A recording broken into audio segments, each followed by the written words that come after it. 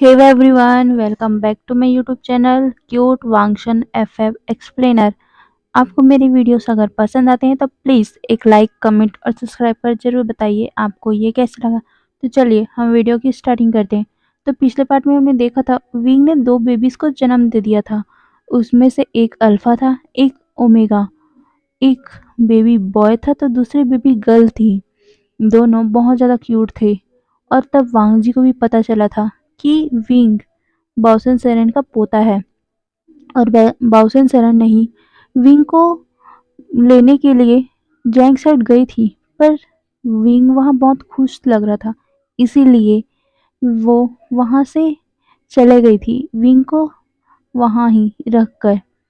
वहाँ विंग बहुत ज़्यादा खुश लग रहा था। विंग से उसने पूछा भी था कि क्या वो यहाँ रहना चाहता है। तब विंग ने कहा था, हाँ, मुझे सीजे और अंकल बहुत प्यार करते हैं, मैं यहीं रहना चाहता हूँ। और तब बाउसन सरन ने भी विंग की खुशी के लिए वहाँ उसे रहना डिसाइड कर लिया था और वो अपना चले गई थी। और उसे पता भी नहीं था कि विंग की शादी हो गई है। और यहाँ तक कि विंग यहाँ पहुँचा कैसे, वो कन्फ्यूजन से वांग जी को देख रही थी। वांग जी कुछ टाइम वहाँ पॉज लेता है और फिर सारी सच्चाई बाउसन सरन को बताने लगा। बाउसन सरन ये सब सुनकर वांग जी के ऊपर बहुत ज़्यादा भड़क गई थी। उन्हें इतना कुछ हो गया उनके पोते के साथ और उन्हें कुछ पता भी नहीं चला, इसलिए वो बहुत ज़्यादा गुस्से में थी। और यहाँ तक कि यू ने उसके पोते को हर्ट किया, उसके पोते को इतना कुछ सहने को बोला और ज़बरदस्ती उसकी शादी भी करा दी। ये बात सोच सोच कर तो उसे बहुत ज़्यादा गुस्सा आ रहा था और यहाँ तक कि वांग जी के ऊपर गुस्सा आ रहा था कि उसने विंग के साथ इतना सब कर दिया, और वो भी प्रेगनेंसी में। और विंग प्रेग्नेंट होकर इतना दुख में, इतना दर्द में था, उसे बहुत ज़्यादा गुस्सा आ रहा था। उन्होंने डिसाइड कर लिया था कि जैसे विंग होश में आएगा, वो उन्हें लेकर चले जाएगी, उनके बच्चों को। वो ऐसे ऐसे लोगों के साथ विंग को नहीं रखना चाहती थी जो उसे प्यार नहीं करता, उसकी रिस्पेक्ट नहीं करता। वैसे लोगों के सामने, उसके पास वो विंग को नहीं रख सकती। ये बोल वो वांग जी की तरफ गुस्से से देख रही थी और वो वांग जी को कहती है, तुम जैसे इंसान के सामने मैं विंग को नहीं रख सकती। क्या पता बाद में तुम ये कह दो कि बच्चे भी विंग के। ये बोलकर वो चुप हो गई थी। वांग जी कहता है, नहीं नहीं, मैं कभी भी मेरे बच्चों को ऐसे नहीं बोलूँगा, मैं विंग को नहीं बोलूँगा, मैं समझ चुका हूँ। पर बोसन सेरेन कहती है, पर भी अब विंग तो हमारे साथ ही जाएगा। अब विंग को मैं कभी भी दुख होने नहीं दूंगी, उसे मैं दुखी होने ही नहीं दूंगी, और उसके बच्चों को मैं ऐसे परिवार में, ऐसे लोगों के साथ नहीं रखूंगी। ये बोल वो अपना फेस टर्न कर लेती है। वहीं दूसरी तरफ शु यांग शाओ शिनचैन के साथ फ्लर्ट कर रहा था। शु यांग शाओ शिनचैन के साथ फ्लर्ट करते हुए बोलता है, तुम कितने ब्यूटीफुल हो, मैंने सच में तुम्हारे जैसा ब्यूटीफुल फेस कभी नहीं देखा। हाँ, पर विंग विंग से तुम कम ही हो, पर भी क्या करूं, विंग का अल्फा है ना। पर तुम्हारा भी अल्फा है। शुयांग की बात सुनकर शाओ शिनचैन इरिटेट हो रहा था और वो कहता है, तुम्हें क्या लेना देना है मेरा अल्फा हो या ना हो, तुम चुपचाप अपना काम करो। ये बोल वो वहां से जाने लगा, पर शुयांग फिर से उसे रोकते हुए कहता है, बोलो ना यार, ये तुम्हारा अल्फा है, ये तुम्हारा कोई बॉयफ्रेंड, बोलो ना। शुयांग की बात सुनकर शाओ शिनचैन बहुत ज़्यादा इरिटेट हो रहा था और वो शुयांग को एक बेल से, जो आती है ना, पत्तियों में लंबा लंबा जो बेल लगा होता है, वो उसे उसके ऊपर फेंक देता है। क्योंकि शाओ शिनचैन विंग के लिए जड़ी बूटी ढूंढ रहा था ना, और शुयांग उसके साथ ही था। शुयांग उसे बता रहा था कि कहाँ कहाँ कौन सी चीज़ मिलेगी। शुयांग उसे साथ में इरिटेट भी कर रहा था, इसीलिए वो एक बेल उठाकर उसके ऊपर फेंक कर मारते हुए बोलता है, तुम चुप रह सकते हो, तुम मुझे इरिटेट क्यों कर रहे हो। और हाँ, मेरा अल्फा है मेरा अल्फा। ये बोल वो जाने लगा। शुयांग ये सुनकर कहते हैं, हाँ, तुम्हारा अल्फा है। नहीं, तुम मुझे झूठ बोल रहे हो ना? ये बोल फिर से उसके पास आके बोलता है, तुम मुझे झूठ बोल रहे हो ना? बोलो ना। ऐसी ये दोनों बातें कर रहे थे। वहीं दूसरी तरफ वांग जी बहुत ज़्यादा उदास हो गया था और वो अपने बच्चों की तरफ देखकर बोलता है, तुम्हारी मम्मा शायद मेरे साथ खुश नहीं रहेंगी, इसीलिए अगर तुम्हारी ग्रैंडमा के साथ जाना चाहता हो तो मैं जाने दूंगा। मैं उसे नहीं रोकूंगा। मेरे मुझे विंग की खुशियाँ चाहिए और अगर वो खुशियाँ ग्रैंडमा के पास जाकर होगा तो मैं उसके लिए भी तैयार हूँ। पर बच्चों, मुझे माफ़ करना अगर मैं तुमसे दूर चला जाऊँ तो। ये बोल फिर से वांग जी उनके फोrehead पर किस करता है। वो बच्चे भी थोड़ा सा अपसेट हो गए थे वांग जी की बात सुनकर। वो बच्चे पूरा का पूरा वांग जी पर गए हुए थे। बस हाँ, ओमेगा के होठों के नीचे एक तिल था विंग की तरह, पर पूरा फेस विंग का और वांग जी का मिक्सर था उसमें। और वहीं अल्फा तो पूरा का पूरा वांग जी के ऊपर ही गया हुआ था। हर चीज वांग जी के जैसा, यहाँ तक कि उस अल्फा का स्वभाव भी वांग जी के ऊपर था, शांत। वो अल्फा शांति से सोया हुआ था। वहीं दूसरा ओमेगा वाला बच्चा, वो तो किलकारी मार रहा था। वो बहुत ज़्यादा ही मस्ती कर रहा था, अपना पैर मार रहा था। वांग जी उसके पैर को पकड़ते हुए बोलता है, बेबी ऐसा मत करो, भाई सो रहे हैं ना, वो उठ जाएगा। पर वो वांग जी को देखकर स्माइल कर रहा था। वांग जी उसकी स्माइल देखकर उसके फेस में एक स्माइल आ गया था। वो उस बच्चे से ऐसी ही बातें कर रहा था, उसके साथ खेल रहा था। ग्रैंडमा वैन वांगजी से कहती है, राजकुमार जाइए, आप सो जाइए। आप आज पूरे दिन इधर से उधर कर रहे हो। वांग जी कहता है, नहीं, मुझे मेरे बच्चों के साथ खेलने दीजिए। क्या पता कल ये बच्चे मेरे साथ। ये बोलकर वो चुप हो गया था। ग्रैंडमा वैन उसके कंधे पर हाथ रख के बोलती है, राजकुमार आप अपने आप को संभालिए, ऐसा कुछ नहीं होगा। विंग ये बोल वो भी चुप हो गई थी। उन्हें भी पता नहीं था कि विंग क्या चाहेगा, क्या करेगा। वांग जी कहता है, ग्रैंडमा आप ज़्यादा टेंशन मत लीजिए, आप जाइए सो जाइए। ग्रैंडमा वैन उसके पास ही बैठकर बोलती है, पर राजकुमार। वांग जी उसकी तरफ स्माइल कर बोलता है, ग्रैंडमा जाइए, मैं बच्चों को सुला दूंगा। आप ये बोल वो चुप हो गया था और फिर कहता है, ग्रैंडमा प्लीज़ प्लीज़। ये बोल वो ग्रैंडमा को प्लीडिंग आई से देखने लगा। वांग जी की ऐसी बात सुनकर ग्रैंडमा वैन शाय कर बोलती है, ठीक है। ये बोल वो उठ गई और वहां से चले गई। वहीं दूर से बाउसन सरन वांग जी को देख रही थी कि कैसे वो बेबी से बात कर रहा है, कैसे उनके साथ खेल रहे हैं। यहाँ तक कि उसने ग्रैंडमा वैन से जो बातें की वो तक सुनी है उसने। वांग जी की बात सुनकर बाउसन सरन वहां से चले गई थी और वो जाकर अपने रूम में सो गई थी। हाँ, उसके लिए एक रूम प्रिपेयर कर दिया गया था, वहीं शाओ शिनचैन के लिए भी। वांग जी पूरी रात विंग के केव में था। विंग वहां पर सोया हुआ था। वहीं बच्चों को भी विंग के पास ही वांग जी ने सुला दिया था और उसके पास तकिया रख दिया था, ताकि वो बच्चे कहीं गिर ना जाए या फिर कहीं उन्हें चोट ना लग जाए। और वांग जी उनके बगल में ही वैसे ही बैठे बैठे सो गया था। सुबह जब बच्चे एक बच्चे की रोने की आवाज़ आती है, तब वांग जी की नींद खुल जाती थी। अभी वांग जी को सोए 1 घंटा भी नहीं हुआ था ढंग से कि उस बच्चे की रोने की आवाज़ आ गई थी। वांग जी जल्दी से उस बच्चे को उठाता है, ये सोचकर कि विंग उठ ना जाए। वो उस बच्चे को उठाता है और उसे हिलाने लगता है, सुलाने लगता है। वांग जी उसे सुलाता है, फिर दूसरे बच्चे की आवाज़ आ जाती है। वांग जी पूरी रात ऐसे ही करता रहता है। वो सोया ही नहीं था। बेबीज़ को जन्मे हुए सिर्फ अभी 4 घंटे ही हुए थे और इस 4 घंटों में वांग जी अपने बेबीज़ को बहुत अच्छे से सँभाल रहा था। यहाँ तक कि उसने थोड़ा-सा भी आराम नहीं किया था। वो उन बच्चों को देख रहा था, वहीं विंग को, कि विंग कैसे सो रहा है। बस उनके बगल में बैठकर यही सब देख रहा था। और जैसे ही उसकी नींद लगने ही वाली होती कि बच्चे रोने लग जाते थे। और खासकर वो ओमेगा तो बहुत ज़्यादा रोता था। उसे उठाकर वांग जी अपनी गोद में ही बैठाकर उसे सुला रहा था। जैसे ही वो बेड पर बैठाता उसे या सुलाता उसे, वो रोने लग जाता।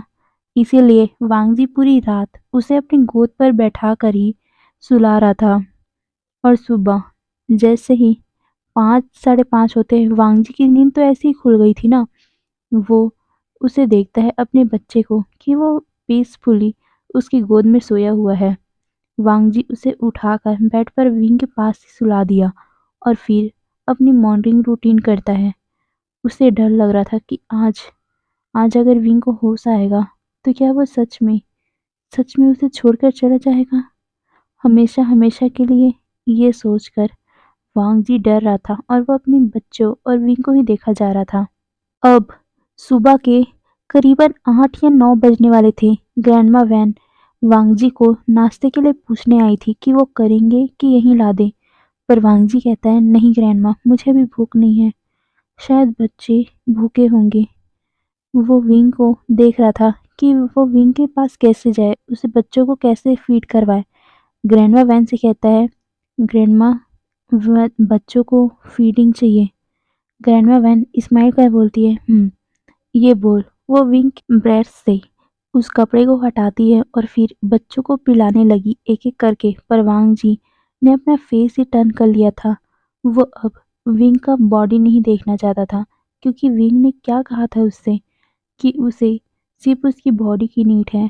इसीलिए वो अब विंग को उस तरह नहीं देखना चाहता था। क्या पता विंग फिर से उसे यही बोल दे। अब विंग को वो हर्ट नहीं करना चाहता था, इसीलिए वो वहां से चला गया था। और कुछ टाइम बाद जब ग्रैंडमा वैन उस केव से बाहर आती है, तब वांगजी पूछता है कि बच्चे क्या फीड कर लिए। ग्रैंडमा वैन कहती है, हम। आप भी खा लीजिए कुछ। वांग जी कहता है, पर बच्चे। ग्रैंडमा वैन उसे समझाती है कि बच्चों के पास में बाउसन सरन है और उनका नेफ्यू भी है। वांग जी नोट करता है और वो खाने के लिए बैठ गया, पर उसका मुंह में एक निवाला जा ही नहीं रहा था। उसे तो डर लग रहा था कि कम कहीं विंग उठ न जाए या फिर बच्चों को चोट न लग जाए या कुछ हो न जाए। इसलिए वो जल्दी जल्दी खाता है और फिर वो बच्चों के पास आ गया। वो देखता है कि उसे सुयांग ने पकड़ा हुआ है। और वो किस तरह पकड़ा है ये देखकर वांगजी उसके पास जाता है और उस बच्चे को अपनी गोद में उठाकर बोलता है, तुम्हें बच्चे पकड़ना नहीं आता तो क्यों पकड़े हुए हो? अगर मेरे बच्चों को कुछ हो गया तो? ये बोलकर वो उसे चिल्ला रहा था। शुयांग उसे कहता है, अरे अरे आराम से, मैं इन्हें चोट नहीं पहुंचा रहा हूँ, मैं सिर्फ इन्हें उठाया हुआ हूँ। वांगजी कहता है, कोई जरूरत नहीं है मेरे बच्चों को छूने की। वांग जी अभी बहुत ज़्यादा पॉजेसिव फील कर रहा था। वो डर रहा था कि कहीं उसके बच्चों को कुछ हो ना जाए। उसके बच्चे कितने छोटे-छोटे हैं, कितने नाजुक हैं, अगर उन्हें कुछ हो गया तो? नहीं, नहीं, ऐसा वो रिस्क नहीं ले सकता। वांग जी अभी इतना पॉजेसिव था अपने बच्चों के लिए। वो विंग को देख रहा था कि विंग अभी तक सोया हुआ है। वो हीलर से पूछता है, मतलब कि बॉसन सेरेन से पूछता है कि विंग को होश क्यों नहीं आ रहा है। तब बॉसन सेरेन थोड़ा सा रूड टोन में बोलती है, वो आ जाएगा, वो थका हुआ है, उसे अभी रेस्ट करने दो। और रेस्ट कर लेगा वो और उठ जाएगा, तब उसे मैं अपने साथ ले जाऊंगी। ये बात सुनकर वांग जी का फिर से फेस उतर गया था। ऐसे ही टाइम बीतते जा रहे थे। वांग जी दोनों बच्चों को अपने पास ही रखता था। उसे कोई भी टच करता, वो पॉजिटिव फील करते हुए उन लोगों को बोल देता कि हाथ धो के आओ या फिर उसे ढंग से उठाओ। और शुयांग तो उठाता ना, तो उसे तो वांगजी मना ही कर देता कि वो गिरा देगा, उसे पकड़ने ही नहीं देता था। वांगजी इतना पॉजिटिव फील कर रहा था अपने बच्चों के लिए। वो सोच रहा था कि मेरे बच्चे इतने छोटे छोटे से हैं, उन्हें अगर किसी ने गिरा दिया तो, या उन्हें इन्फेक्शन हो गया तो? इसलिए वांग जी अपने बच्चों को किसी को छूने ही नहीं दे रहा था। बस 3-4 लोगों को, ग्रैंडमा वैन, बाओसिन सेरेन, शाओ शिनचैन और वैन किंग, बस इतने लोगों को छूने देता।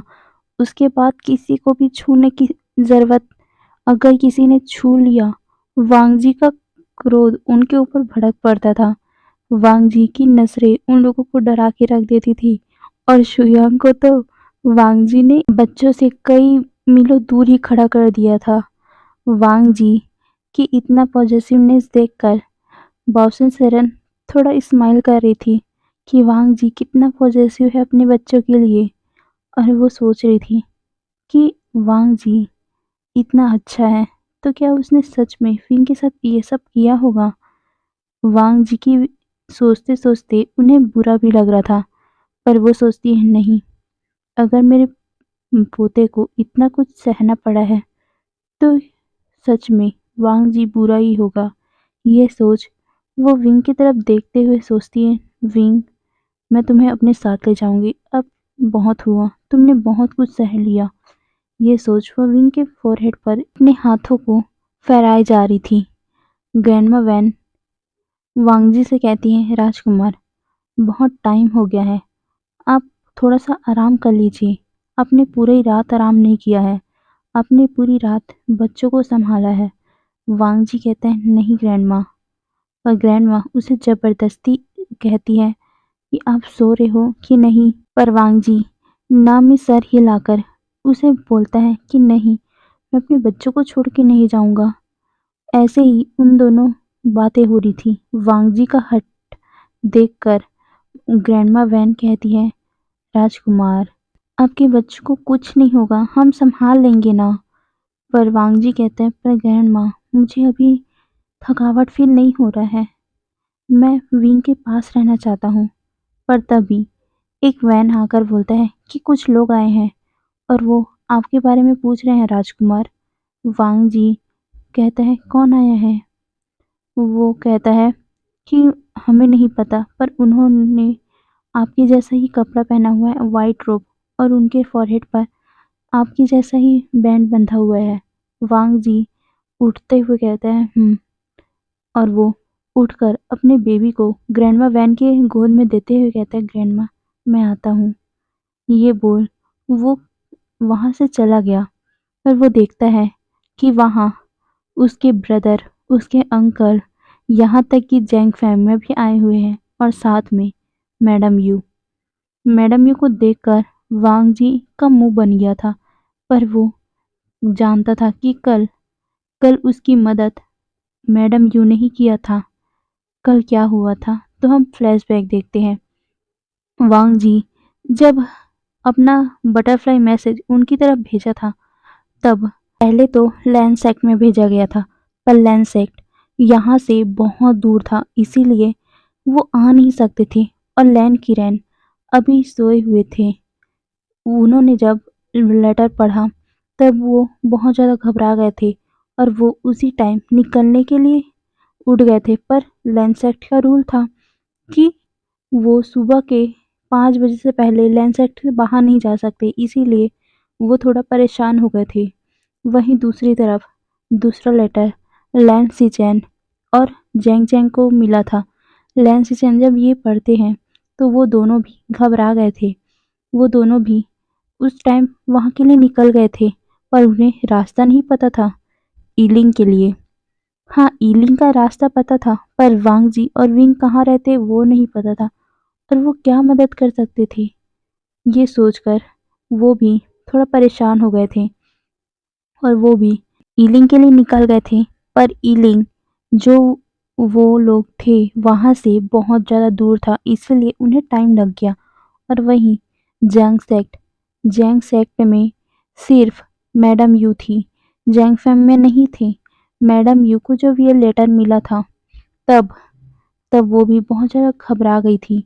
वो भी विंग के लिए थोड़ा कंसर्न हो गई थी, क्योंकि मैडम यू ने जो भी कुछ किया है विंग के साथ, वो उसके लिए पछता रही है, और पूरे 6 महीने हो चुके हैं। उसका बेटा, उसका एक लौता बेटा उससे बातें नहीं करता, पूरे 6 महीने हो गए।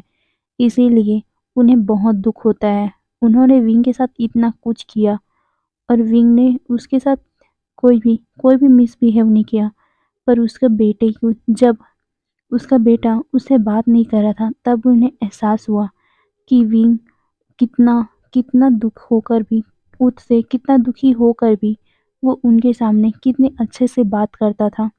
मैडम यू को तब एहसास हुआ था और उन्होंने ही वांग जी को बताया था कि ईलिंग के कुछ दूर में ही बॉसन सेरेन रहती है। वो बॉसन सेरेन बहुत अच्छी वैद्य हैं। उनको मदद के लिए बुलाओगे तो वो आ जाएंगी।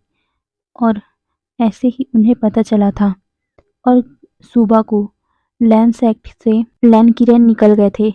वो निकलते टाइम जैंग फैमिया को भी अपने साथ ले लिए थे, क्योंकि जैंग फैमिया सुबह को उनसे मिलने के लिए आए थे और दोनों विंग को ढूंढने के लिए निकल गए थे ईलिंग के लिए। वहीं जैंग फैमिया, मैडम यू और बाकी लोग भी ईलिंग पहुंच चुके थे।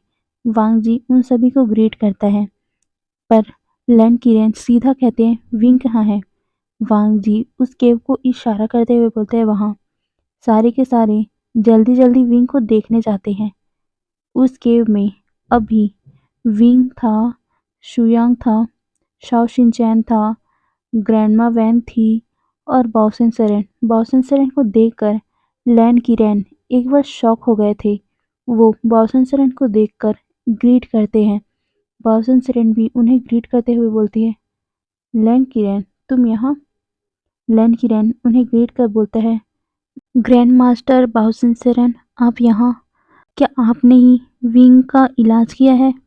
बाओसेन सेरेन हाँ में नोट कर बोलती है, पर तुम यहाँ क्या कर रहे हो?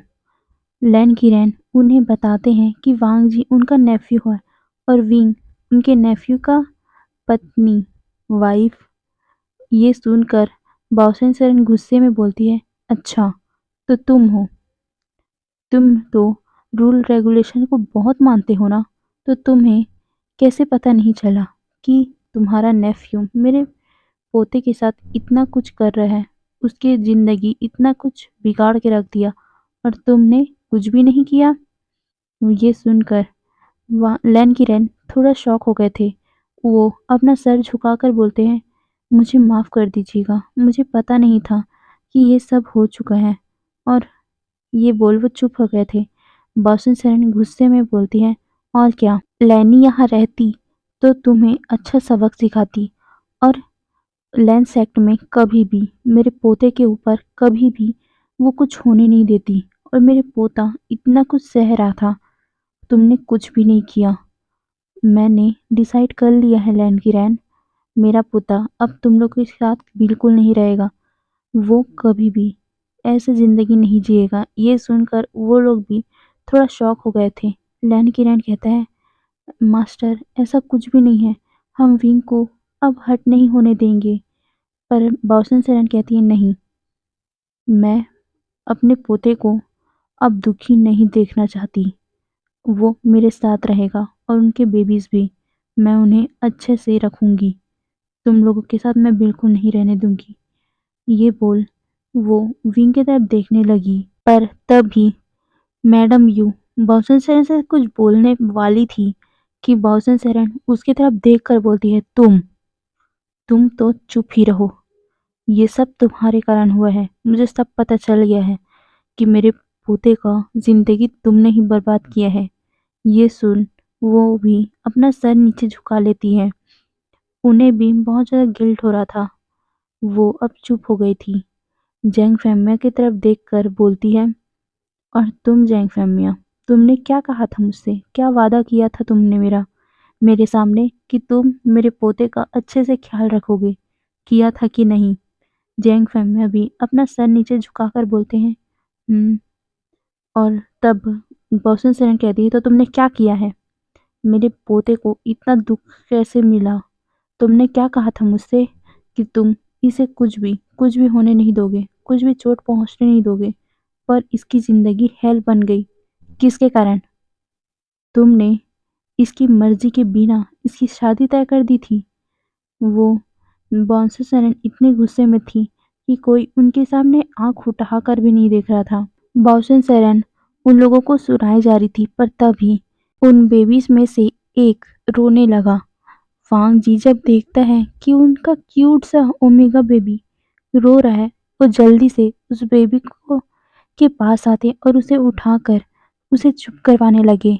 सारे लोग, यहाँ तक कि लैन किरेन लैन सिचैन भी शॉक हो गए थे कि वांग जी उस बच्चे को कितने अच्छे से संभाल रहा है और उसको कितने अच्छे से पैम्पर भी कर रहा है। उसे कह रहा है, बेबी चुप हो जाओ, देखो तुम्हारे बाबा है ना यहाँ। किस बात का डर है तुम्हें? तुम्हें किसी ने चोट नहीं पहुंचाया, तुम्हें किसी ने नहीं डांटा। क्यों रो रहे हो तुम? तुम्हें भूख लगी है? बेबी दो थोड़ा टाइम रुक जाओ, मम्मा जब उठेगी तो तुम्हें फीड करवाएगी, ओके। ये बोलकर वो उसे अपने हाथों से ही हिलाए जा रहा था।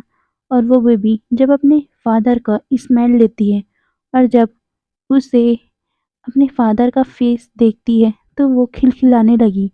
वहीं दूर से विंग, जो बेड पर अभी सोया हुआ था, अभी बेहोश था, उसकी नींद भी खुल गई थी और वो अपने बच्चे की जब रोने की आवाज़ सुन रहा था तो वो उस तरफ देखता है और वांग जी कैसे उस बच्चे को पैम्पर कर रहा है, उस बच्चे को संभाल रहा है। विंग के फेस में एक स्माइल आ गया था और साथ ही उसके आंखों में खुशी के आंसू। उसने इसे कितना मिस किया था कि वांग जी उसके बेबी को ऐसे ही पैम्पर करेगा, उसे देखेगा, उसे संभालेगा। विंग कितना खुश है अभी। जब विंग उस बच्चे की तरफ देखता है, वो बहुत ज़्यादा स्माइल कर रहा था। उसने अपने बेबी को देखा, वो उठने की कोशिश करता है और वो उठने की जब कोशिश कर रहा था तो हल्का सा उसके हाथ को ट्विस्ट हो गया और वो अपना चीख निकाल देता है। जब विंग की चीख सबको सुनाई देती है, वो सारे विंग की तरफ देखने लगे। विंग उन लोगों को देख रहा था। विंग अपने लो वॉइस में उन लोगों को कहता है, मेरे बेबीज। वो देखता है कि एक बच्चा तो उसके पति के हाथों में है, पर दूसरा कहाँ है। वांग जी जल्दी से विंग के पास आता है और अपना बेबी जो अपने हाथों में पकड़ा हुआ था उसे विंग के गोद में देता है और वो कहता है, विंग कितना खूबसूरत है ना हमारा बेबी। देखो ये पूरी तरह तुम पर गया है और इसके होठों के नीचे तिल देखो। तुम तुम देख रहे हो कितना क्यूट है हमारा बेबी। विंग स्माइल कर रहा था कि वांग जी की आंखों में आंसू थे। वो कितना स्माइल कर रहे, कितना खुश है। यहाँ विंग भी खुश हो रहा था। विंग वांग जी को देख रहा था। वांग जी विंग को कह रहा था, विंग में तो डर ही गया था, तुम ठीक तो हो ना। विंग अपना सर हाँ में हिलाते हुए कहता है, दूसरा बेबी कहाँ है? वांग जी कहता है, हाँ मैं लाता हूँ। ये बोल वो देखता है कि किसके हाथों में बेबी है, पर उस रूम में किसी के हाथों में वो दूसरा बेबी नहीं था। वांग जी कहता है, बेबी कहाँ गया? तभी केव में एक आवाज आती है, बेबी ने मेरे ऊपर शुशु कर दिया यार, छी कितना गंदा लग रहा है मेरे को। ये बोल शुयांग आ रहा था, उसके हाथों में बेबी था। वांग जी जब देखता है शुयांग ने कैसे पकड़ा हुआ है उसको, वांग जी जल्दी से आता है और उसके बेबी को उठाकर बोलता है, शुयांग मैंने बोला था ना तुम्हें नहीं पकड़ना है, तुम्हें बेबी पकड़ना नहीं आता। वांग जी उसके ऊपर चिल्लाया जा रहा था। वांग जी अपने बेबी को बोलता है, बेबी क्या हुआ, तुम्हें किसने रुला दिया? शुयांग अंकल ने ना, इन्हें तो मैं बताऊंगा बाद में। ये बोल अपने बच्चे को हिलाया जा रहा था, उसे शांत करवा रहा था। वांग जी को शुयांग कहता है, जब तुम मुझे पकड़ने नहीं देते तो मैंने ही पकड़ लिया, पर इस बेबी ने देखो क्या किया, मेरे ऊपर इसने शुरू कर दिया, मेरे पूरा कपड़ा गंदा कर दिया। यार कितना गंदा लग रहा है मेरे को, गीला गीला। तभी शाओ शिनचैन हंसते हुए बोलता है, ऐसे इंसान के साथ ऐसा ही होना चाहिए, तुमने ठीक किया बेबी। ये बोलकर उस बेबी के गालों को हल्का सा पिंच करता है। वांग जी जब देखता है शाओ शिनचैन ने उसके बेबी के गालों को पिंच कर दिया, वांग जी अपने बेबी को उससे दूर कर बोलता है, ये क्या कर रहे हो तुम? मेरे बच्चे के गालों को ऐसे पिंच मत करो, वो कितना अभी छोटा है, उसके गालों को ऐसे पिंच करोगे उसे कितना हर्ट होगा। वांग जी की ऐसे पॉसेसिवनेस देखकर विंग उसकी तरफ देखकर एक स्माइल कर रहा था और साथ ही अपने उस बेबी को जिसके जिसको उसने गोद में लिया हुआ था, उसके गालों को सहला भी रहा था, उसके बालों को, उसके हाथों को देख रहा था। वो कितना छोटा-सा था, विंग कितना खुश है अपने बेबी को देखकर। उसने कभी भी इतने छोटे बच्चे को अपने गोद में नहीं लिया और जब लिया तो वो खुद का बच्चा है। विंग इतना खुश था ना उस बच्चे को देखकर। वांग जी जल्दी से अपने दूसरे बेबी को भी विंग के पास लेके जाता है और उसे दिखाते हुए बोलता है, देखो कितना क्यूट है ना। विंग कहते हैं, अभी उन दोनों को मतलब उन चारों को देखकर ऐसा लग रहा था कि मानो वो हैप्पी फैमिली हो। विंग, वांग जी, उनके दो बेबीज, ऐसा लग रहा था मानो वो परफेक्ट फैमिली हो। पर शुयांग, शाओ शिनचैन, बाकी सारे लोग उन्हें देखकर स्माइल कर रहे थे। यहाँ तक कि मैडम यू और जैंग फेमिया, लैन किरैन, लैन सिचैन, जैंग चैंग, बाओसेन सेरेन सारे लोग स्माइल कर रहे थे। पर बाओसेन सेरेन वांग जी को देख रही थी कि कैसे कैसे वांग जी अभी प्रिटेंड कर रहा है खुश होने का, खुश दिखाने का। क्या वो सच में विंग से इतना प्यार करता है भी कि नहीं? बाओसेन सेरेन अपने मन में ही कहती है, नहीं, विंग बचपन में भी ऐसे ही खुश दिख रहा था। पर सच में विंग खुश भी है कि नहीं? इसीलिए यही सोचकर बाओसेन सेरेन विंग से कहती, विंग, विंग जब बाओसेन सेरेन को देखता है, वो कहता है, आप कौन? तब उसे याद आता है कि इसी ने तो उसकी मतलब ऑपरेशन किया है ना, उसकी डिलीवरी की है। विंग कहता है, ओह हाँ याद आया, आप ही ने मेरी डिलीवरी की ना। वो ग्रीट करने के लिए अपना सर नीचे करता है और कहता है, थैंक यू मेरे बेबीज को बचाने के लिए। बाओसन सेरेन उसके पास आती है और उसके सर को हल्का सा सहला कर बोलती है, नहीं, तुम मुझे थैंक्स मत बोलो, तुम मेरे पोते हो, इतना मैं कर ही सकती हूँ। विंग कहते, पोता मतलब? तभी बाओसन सेरेन कहती है, मैं तुम्हारी ग्रैंडमा हूँ, तुम्हारी माँ की माँ हूँ मैं। विंग ये सुनकर कहता है, आप मेरी ग्रैंडमा हो? विंग ये सुनकर बहुत ज़्यादा स्माइल कर रहा था। वो कहता है, आप मेरी ग्रैंडमा हो ना?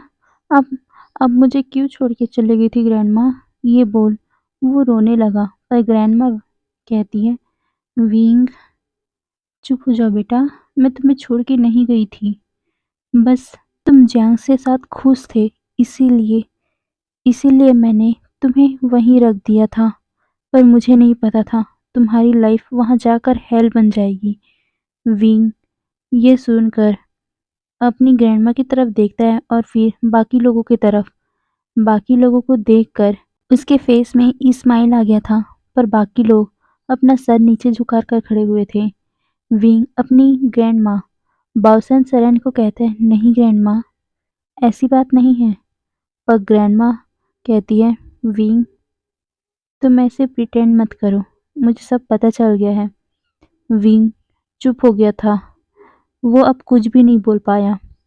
ग्रैंडमा बाओसन सेरेन कहती है, मुझे सब पता चल गया कि क्या-क्या तुम्हारे साथ हुआ है, किस तरह तुमने ये सब झेला है, पर अब नहीं, अब तुम मेरे साथ चलोगे। ये सुनकर विंग की आंखें बड़ी-बड़ी हो गई। वो बाओसन सेरेन को देखने लगा।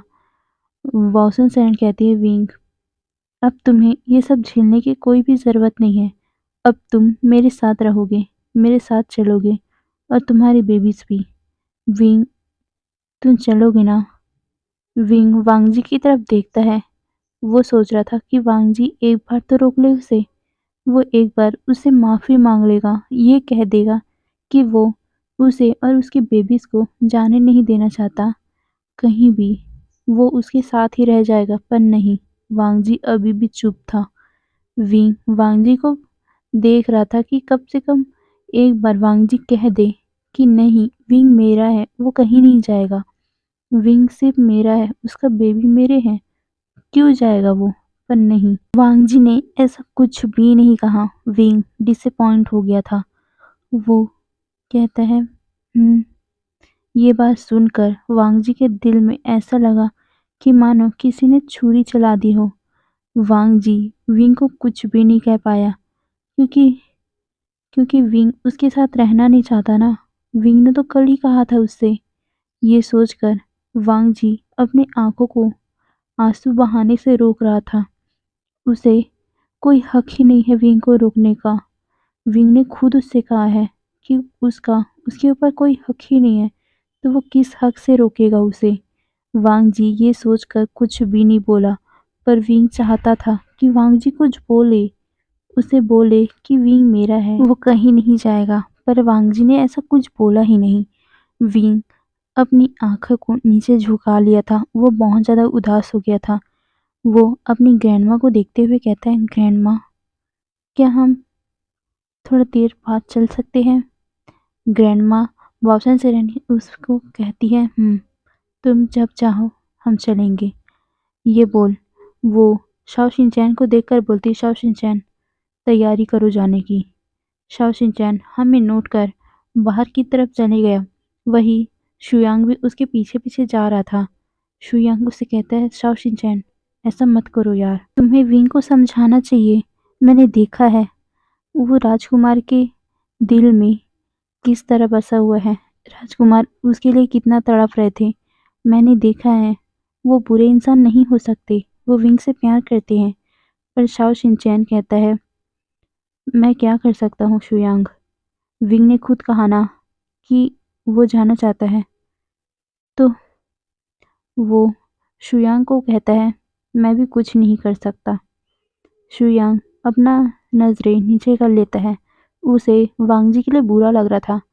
वांग जी कल कितना दुखी था, कितना परेशान हो रहा था, वो उसने देखा है। इसीलिए इसीलिए उसे वांग जी के लिए अभी तरस आ रहा है। शाओ शिनचैन शुयांग एक गाड़ी लेने के लिए चले गए थे। वहीं दूसरी तरफ विंग के जाने की बात सुनकर सारे लोग शॉक थे। वांग जी तो शॉक में अपने आप को संभाल ही नहीं पा रहा था। पर वो वहां से चला गया था। वो अब विंग को कैसे रोकी? वो विंग के ऊपर कोई हक जमा ही नहीं सकता, ये सोचकर वो वहां से बाहर चला गया था। वहीं सारे लोग, जैंग फैमिया, मैडम यू और लैन की रैन, लैन सी चैन, जैंग चैंग सारे विंग के पास आ गए थे। वो उसे समझा रहे थे कि वो मत जाए, पर विंग चुपचाप था। उसे बहुत दुख हो रहा था कि वांग जी ने उसे रोका नहीं जाने से। उसने एक भी बार नहीं कहा कि मत जाओ। ये सोच सोचकर विंग भी बहुत ज़्यादा उदास हो रहा था और वो कहता है, मुझे माफ़ कर दीजिएगा अंकल, पर मैं किस रिश्ते से रुकूं? मेरा कुछ कोई भी रिश्ता नहीं है अब। ये बोल वो भी उदास हो गया था। मैडम यू उसे कहती है, विंग मुझे माफ़ कर दो बेटा, इतने साल मैंने इतना कुछ किया तुम्हारे लिए, तुम्हारे साथ। विंग कहता है, मैं उस बातों को दिल पर नहीं ले रहा हूँ आंट। ये बोल वो भी चुप हो गया था। मैडम यू उसे गले लगाकर बोलती है, मुझे माफ़ कर दो, मैंने तुम्हारे साथ इतना कुछ किया और तुमने मुझे एक पल में माफ़ कर दिया। विंग भी रोने लगा, क्योंकि इतने सालों बाद उसे मदर वाला फीलिंग आया था। मैडम यू ने उसे गले जो लगाया था। तो चलिए आने वाले पार्ट में देखेंगे क्या होता है। Bye bye.